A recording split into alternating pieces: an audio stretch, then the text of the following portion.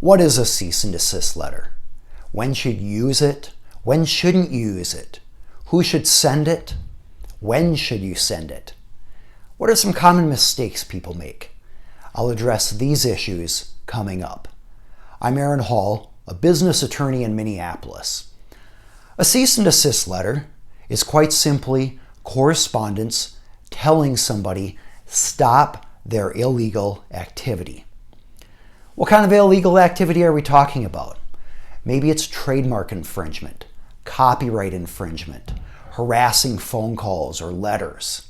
Maybe it's some other violation of the law.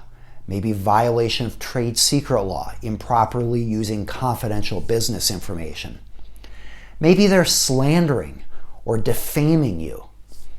These are typical examples where you want to send a cease and desist letter. What does the letter do? Well, a couple things. First, a cease and desist letter puts people on notice that you know they are engaging in illegal activity.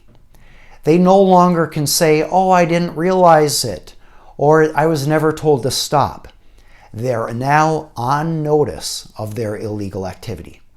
Second, it may show bad faith as opposed to good faith. In other words, if you've told them they need to stop, they can't say, oh, I didn't know. In fact, because they persist, it at least is one factor a court could look at in determining whether they had bad faith in continuing their illegal activity after they had notice. Finally, it makes somebody aware that they may be sued and may face legal consequences. It's one step closer to litigation without actually filing in court and spending all the money and going to all the effort of commencing a lawsuit.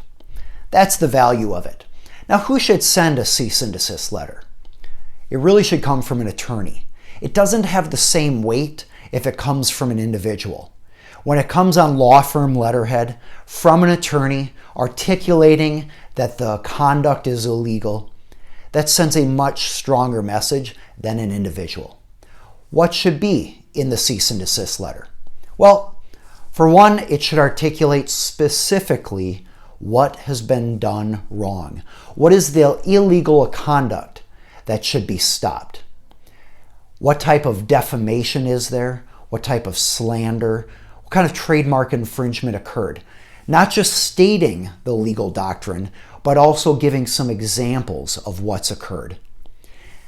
The cease and desist letter might also say, in addition to stopping, here's a settlement offer.